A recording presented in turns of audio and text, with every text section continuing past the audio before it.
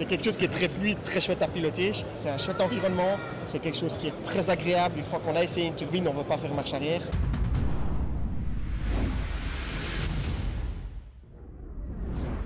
Bonjour à tous ceux qui sont en ligne. On est là sur le stand de JMB avec Jean-Baptiste Guissel, patron de JMB Aviation.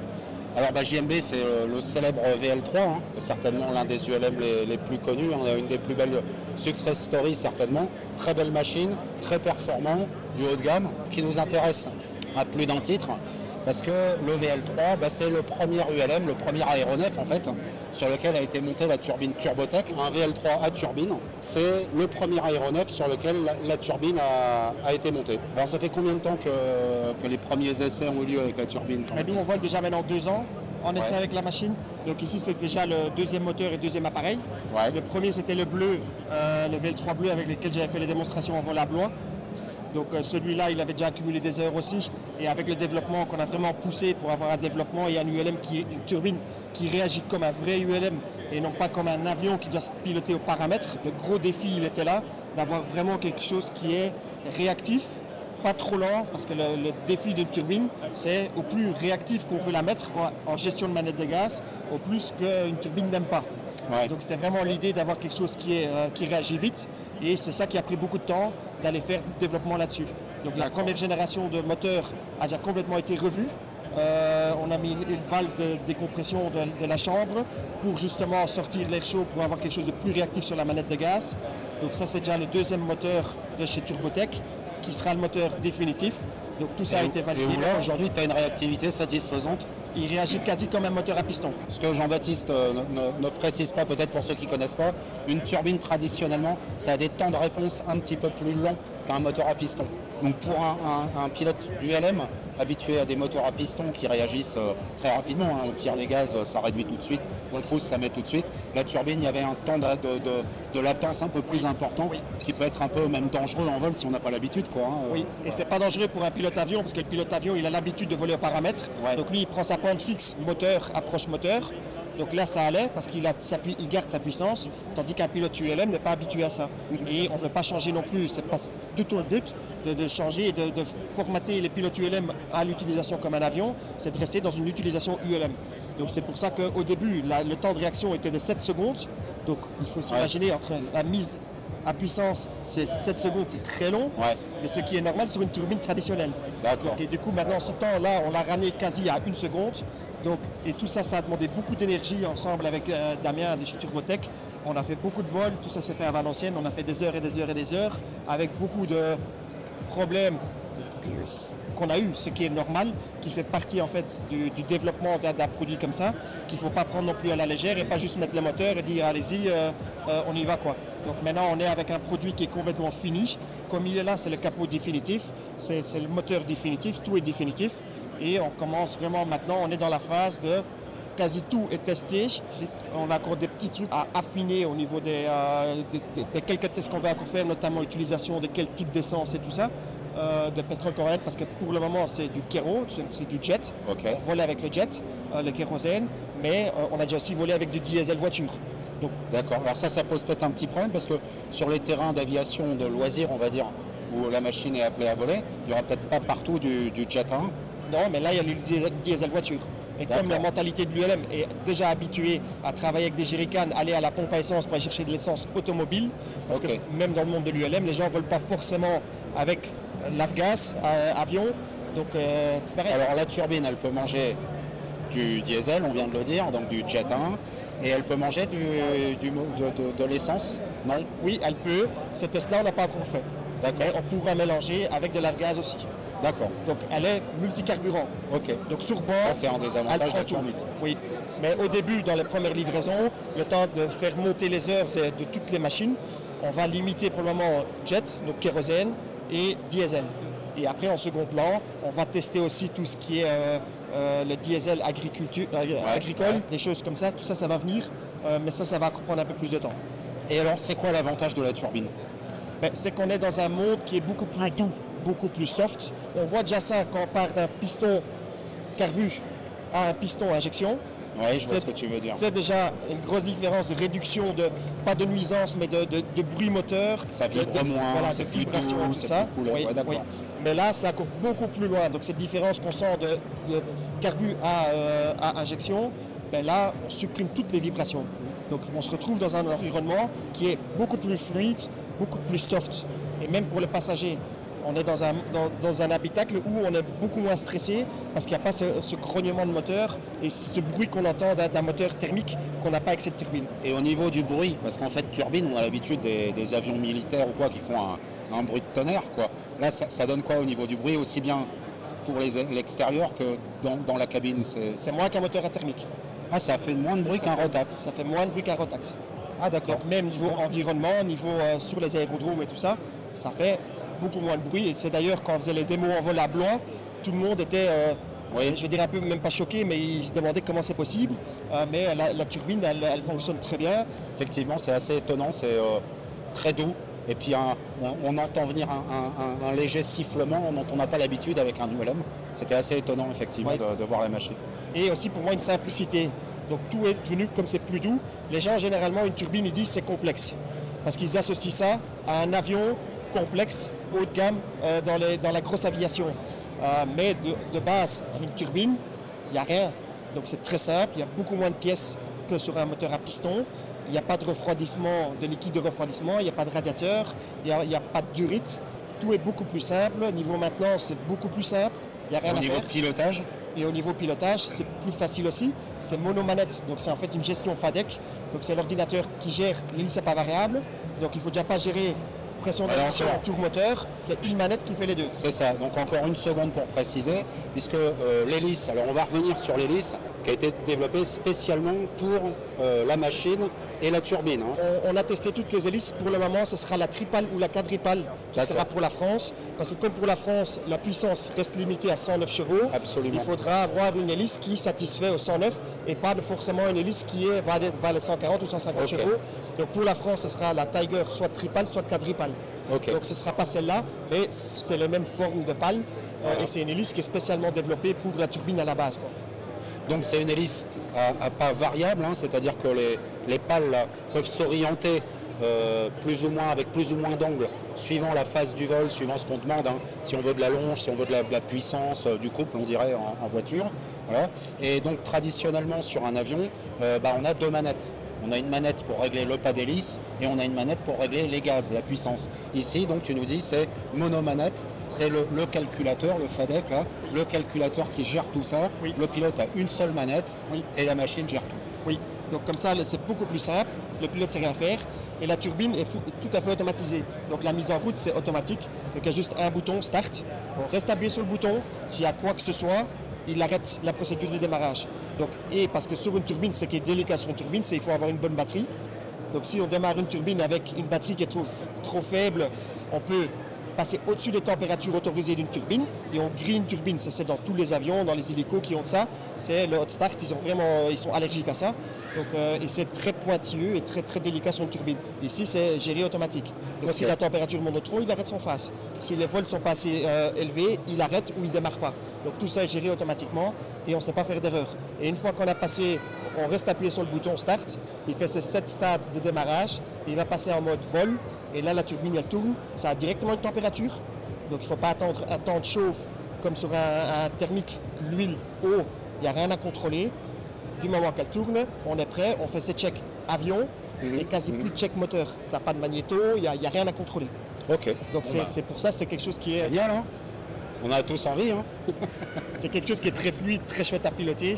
C'est un chouette environnement. C'est quelque chose qui est très agréable. Une fois qu'on a essayé une turbine, on ne veut pas faire marche arrière parce que c'est vraiment quelque chose qui est très innovant, très sympa à piloter. Et alors tu l'as un petit peu évoqué, il y avait un petit souci réglementaire auquel vous vous heurtiez jusqu'à présent avec chez JMB et puis avec chez Turbotech.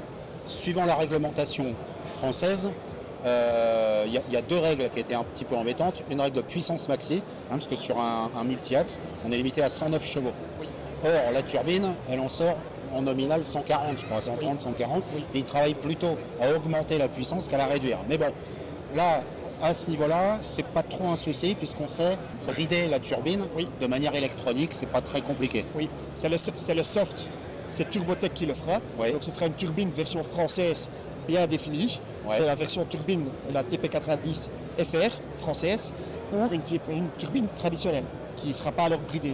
Et donc dans la version française, le soft est spécifique et ce n'est pas nous qui mettons le soft. Hein. Ouais, donc c'est ouais. Turbotech qui livre la turbine avec ce soft dedans. Donc ce sera un soft qui va délivrer que 109 chevaux, c'est pur électronique. Mais l'avantage aussi, il faut savoir que la turbine de chez Turbotech, ils ont un échangeur thermique. Donc ils récupèrent l'air chaud en sortie pour la réinjecter dans la chambre. Ouais. Une turbine traditionnelle aspire de l'air très frais. L'air qui rentre dedans doit être chauffé à 700 degrés. Et donc de 0 à 700 degrés, ça bouffe de l'énergie. Ouais. Tandis que la turbine chez Turbotech, il ressort à 350, il réinjecte dedans. Donc ça veut dire qu'ils ne doivent pas chauffer de 0 à 700, c'est 350 à 700. Donc ils ont moins de chauffe à faire, donc du coup, moins énergivore. C'est ça. Elle consomme beaucoup moins. Et justement, alors au niveau conso, on en est où par exemple sur le VL3 aujourd'hui? Moi j'ai volé avec la machine parce que j'ai fait tous les tests avec l'appareil. J'ai volé à 100 nœuds, elle est réellement à 12 litres heure, à 100 nœuds. 12 litres 12 litres heure en kéro. Donc, mais ça c'est 100 nœuds. Si après on veut voler en fonction de la réglementation, en fonction des pays, on ira, je vais dire, au niveau à 10 000 pieds, on sera autour des 330 km/h, 335 km/h. Et là, on aura plutôt une consommation qui sera autour des 32 litres heure. D'accord. Mais là, c'est en utilisation 100%.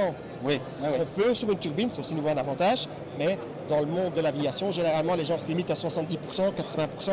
Donc là, on retrouve plutôt des consommations en altitude qui seront autour des 24-26 litres. On a fait les tests comparatifs avec le moteur à piston. On a exactement les mêmes consos à vitesse égale. Donc avec un 915 par exemple 915, 912, tout ça a été fait. D'accord. Donc à 1-2 litres près heure en fonction des settings, on a la même conso qu'un moteur à piston. D'accord. À vitesse égale. Ok. Donc ça veut dire que la turbine consomme quasi pareil qu'un moteur à piston. Après, le total, c'est en fonction de la puissance qu'on veut mettre et qu'on consomme plus ou moins en fonction de ce que le pilote veut faire avec l'appareil. Mais bon, on s'est volé à 12 litres heure et on s'est volé à 25, 28, 30 litres heure aussi si on veut. Donc ça, c'est le pilote qui va le gérer. Ok. Un deuxième souci réglementaire, alors pour la France, parce que pour les ULM allemands, il n'y a pas de limite de puissance, je crois, en Allemagne. Non, la France est le seul pays où on limite la puissance. Absolument. En Europe. Et il y a une autre limite sur laquelle on est plus restrictif que les autres, c'est la masse. Oui. Notamment, alors, la masse maxi, qui est, donc la France a fait le choix de limiter à 500 kg, 525 avec un parachute, contre 600 chez tous nos voisins européens. Et ça induit une masse à vide. On en déduit une masse à vide, on retire un forfait pour le carburant, pour les passagers. Oui. Et ça induit une masse à vide maxi jusqu'à présent sur un multi-axe en France qui était vers les 336 kg, je crois. 337,5. 337,5. Oui. Et avec la turbine, ça coinçait un peu. C'était limite si on voulait rentrer dans une logique qui était la base de la turbine chez Turbotech pour créer une turbine qui consomme moins et qui est économique. Et si on veut consommer moins et être économique, il faut de l'air frais de l'extérieur. Et c'est pour ça qu'on n'avait pas la bouche d'air, l'entrée d'air. Ouais. Donc sur la bleue avec laquelle je volais à Blois, je n'avais pas cette bouche d'air. Donc on prenait l'air chaud du capot. Donc du coup c'était un peu plus compliqué. Maintenant le fait qu'on prend l'air extérieur, on gagne de la puissance. Ouais. Et donc du coup si on gagne de la puissance, on améliore la rentabilité avec des puissances plus faibles. D'accord. Donc du coup, grâce à ça et grâce au fait que la masse était problématique pour sortir une turbine à 337,5, c'était faisable. Donc on pouvait y arriver, mais on restait avec une machine qui était hyper basique en équipement aussi. Et c'était pas l'idée de dire on met 337 et après on rajoute. On ne voulait pas faire ça. Ouais. Donc du coup, ça fait déjà aussi depuis plusieurs temps avec la FFQ, avec tout le monde, qu'on est en train de dire pourquoi pas un peu uniformiser la réglementation pour les masses et tout ça, parce que c'est quand même, il n'y a pas que nous qui nous plaignons en tant que fabricants aussi, de dire, parce qu'il faut savoir que tous les fabricants maintenant fabriquent pour les 600 kg. Eh oui. Parce que les autres pays, la France, chez tous les fabricants, représente peut-être 15-20% de leur production. Et donc ça reste une petite production par rapport à toute l'Europe ou tout le monde. Oui. Donc du coup, tous les fabricants ne sont plus focus 525. Tous les fabricants étaient focus 600 kg. Et pour faire du 600, il faut fabriquer forcément plus lourd parce que ça va être plus solide. Donc du coup, chez tous les fabricants, il y avait un problème de respecter les masses à vide françaises qui était un problème partout.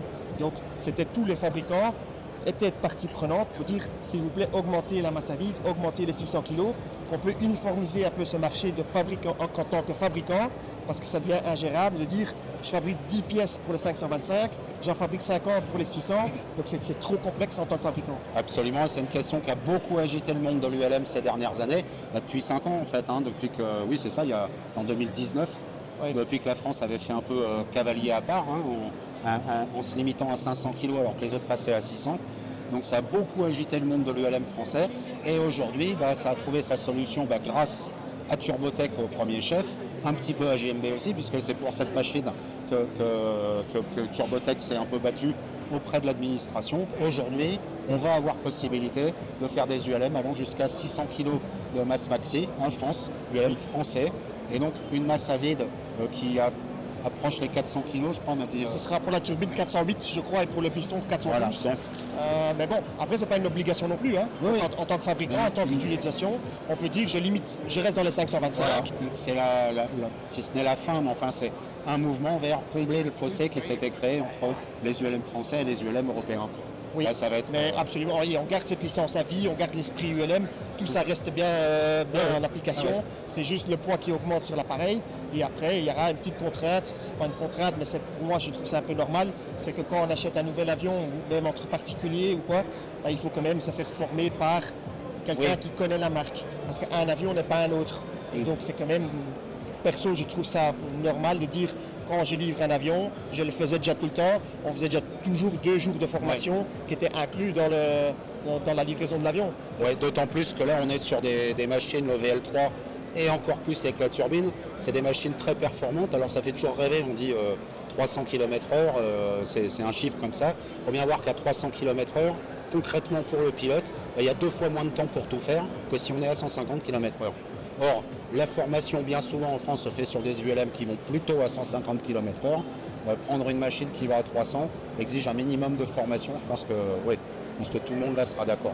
Oui, c'est juste une formation. Après, on n'est pas obligé de voler toujours à 300 non plus. On sait voler aussi à 200. Tout à fait. Et après, l'avantage d'avoir une machine qui est rapide, c'est qu'on peut voyager. Donc le VL3, c'est une machine de voyage. Si on veut voyager, il ne faut pas une vitesse pour aller plus vite à sa destination. Il faut avoir une vitesse pour être moins dépendant de la météo. Parce que c'est le créneau météo qui joue.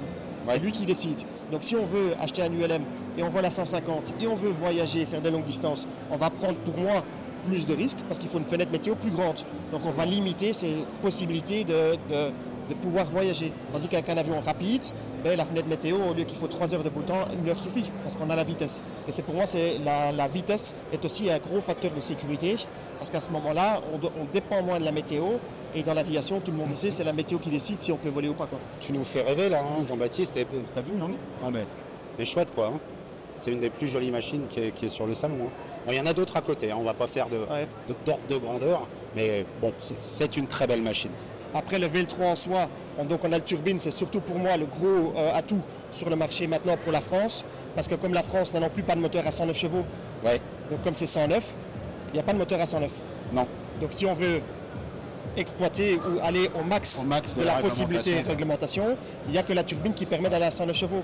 Si tu veux nous montrer aux auditeurs, parce qu'on est passé sur la version équipée du 916 là, donc c'est le même avion, c'est un VL3, mais là le 916 de 160 chevaux, alors là par contre, pas de changement au niveau de la réglementation française, on reste limité à 109 chevaux, on rejoint nos cousins européens au niveau de la masse maxi, mais au niveau de la puissance maxi, nous on reste limité à 109 chevaux, donc là le 916, c'est pas pour la France. Oui, mais c'est aussi encore plus rapide si on va en altitude, et donc du coup aussi, mais dans les autres pays en Europe, il faut savoir qu'il y a une licence qui est aussi à renouveler tous les 2 ans, il y a un médical, il y a un maintien de compétences donc, qui est suivi, qu'on n'a pas ce système-là en France. La contrepartie des 109 chevaux ou pleine puissance, beaucoup de gens disent oui mais c'est dommage pourquoi on ne s'aligne pas aussi avec la puissance, mais évidemment le gros avantage en France c'est qu'on a quand même cette liberté d'une licence à vie qu'on n'a pas dans les autres pays où là on est quand même plus comme un avion considéré avec le contrôle technique des machines. Il y a quand même une maintenance, mais qui est faite par le propriétaire. Absolument, on est sur le déclaratif à la française. Voilà. Toute chose à quoi la fédération tient beaucoup, et je crois que là l'évolution réglementaire qu'a obtenue Turbotech en premier chef va satisfaire tout le monde, enfin espérons-le. C'est sûr. Après on a là-bas le 915 qui est un peu la même chose, donc Rotax, il faut savoir que donc, le Rotax a le 912 IS Ouais. qui est l'injection 100 chevaux. Oui. Après, ils ont le 915 IS, qui est l'injection turbo 140 chevaux. Et après, ils ont le 916 IS, qui est turbo-injection à 160 chevaux. Mais ce n'est pas 160 chevaux continus. Oui. C'est 160 au décollage et après limité à 140. D'accord. Comme le 915. Donc les deux moteurs sont un peu pareils.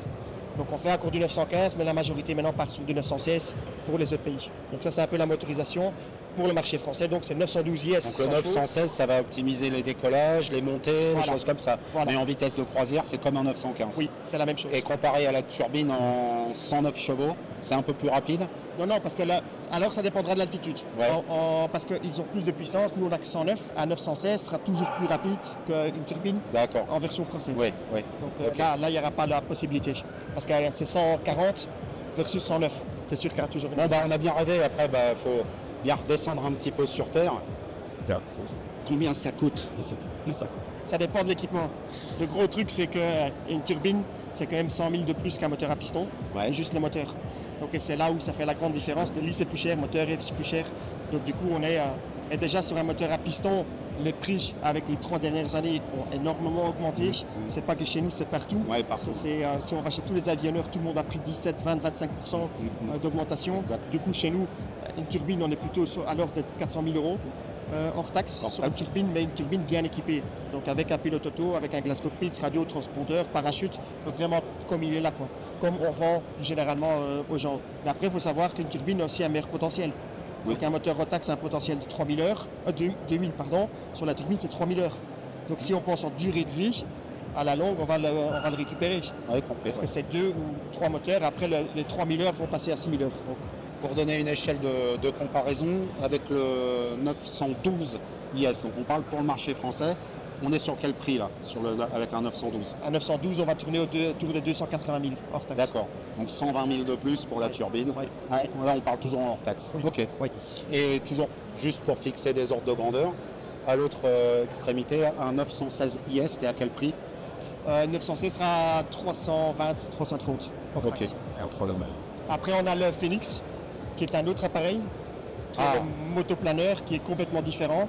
Donc en fait, on vient de reprendre la marque de Ouais. Flight. C'est quelque chose qu'on vient de reprendre. Il y en a 60 qui volent déjà.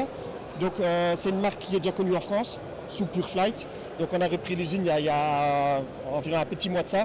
C'est un projet qui nous intéresse particulièrement parce que l'avantage de ça, c'est un peu dans la ligne du VL3, niveau look, niveau beauté, niveau finition. Ouais. Full carbone, l'usine est à une demi-heure de chez nous, donc on connaît très bien, donc tout ça est sympa. Et l'avantage de ça, c'est que c'est un motoplaneur. L'idée, c'est vraiment d'avoir un remorqueur pour les aéroclubs planeurs, c'est-à-dire en été, on a le remorqueur, parce qu'il est remorqueur aussi. On peut l'utiliser comme motoplaneur avec les ailes de 15 mètres, donc ici, il est en version 12 mètres, Ah oui. et là, il est en version Si tu vois. 15 mètres. Celui qui est suspendu au plafond, c'est avec les ailes de 15 mètres. En bas, c'est 12 mètres. C'est pas 2 avions différents. Hein. On a les 2 jeux d'ailes quand je suis propriétaire de la machine. Voilà. Et je peux faire le changement en un quart d'heure, 20 minutes, c'est fait, je crois. Voilà, exactement, et c'est le but, c'est de dire j'ai un bon hybride, j'ai un ULM et j'ai un motoplaneur. Ouais. Donc c'est pas pour du voyage, mais c'est pour vraiment avoir la sensation de vol à voile, parce qu'il a 30 de finesse, donc ça reste Ah oui. un bon petit planeur. Mhm. L'idée c'est qu'on va le développer, donc on va faire des améliorations sur le produit comme on a fait avec le VL3 quand on avait repris la marque. On veut le sortir aussi dans le futur en train rentrant. On pense aussi à électrifier, parce qu'il y avait une version électrique qui existait déjà. Ouais, ouais. Donc ça c'est pour moi l'avion idéal niveau électrique aussi, parce qu'on a quelque chose qui consomme déjà moins, parce Ouais. qu'il a une meilleure finesse. Donc, mais pour un aéroclub planeur, un centre de vol à voile, bah, ils ont un remorqueur, ils ont un motoplaneur pour l'hiver ou la semaine quand il fait mauvais, pour quand même continuer leurs activités. Et il avait une homologation à 525 kg en France, lui, non? Il était à 525. Donc nous, on va apporter des améliorations à la marque. On va passer aussi, alors dès que ça passe à 600, on va aussi l'augmenter alors. Ouais. Mais bon, nos ingénieurs qui étaient déjà sur le VL3 travaillaient déjà aussi sur le Phoenix, donc ils connaissent très bien la marque. Et donc c'est vraiment quelque chose qu'on va développer, c'est tout nouveau, c'est récent. Et c'est un produit qu'on lance. Il y a beaucoup d'intérêt parce que le vol à voile est quand même un peu aussi la base. Beaucoup de gens ont démarré avec le vol à voile. Ouais, et bah ça oui, manque. ça fait rêver de toute façon. Voilà. Oui, ça reste un sport et c'est ça qui est chouette aussi. C'est pas dire je bouge pour aller quelque part, je reste local, prends du thermique, je suis parti, je vole 1 heure, gratos, j'ai rien à consommer. Et c'est ça qui est sympa, le challenge est là de dire je vole le plus longtemps possible. C'est la base du planeur. Oui. Bon bah les gars, maintenant vous savez pourquoi il faut réussir dans la vie. Hein. Papa, maman vous ont dit de bien travailler à l'école. Et ben, entre autres, peut-être un jour, pour voler sur un VL3 à turbine, ça se mérite quand même. Mais non, c'est des beaux engins, ça fait rêver. Merci Jean-Baptiste, merci de nous avoir fait rêver avec toutes ces belles machines. De rien, merci d'être passé. Et on est là, donc c'est JMB Aviation, le site est là, jmbaviation.com. Et voilà. Les infos, si les gens veulent essayer, n'hésitez pas, on est ici. Et en dehors du salon, on fait tout d'Amougy. On a le centre de formation, on a tout, le parachute training, les simulateurs, tout ça on fait à Amougy. Ok. À bientôt. Allez, merci d'être venu.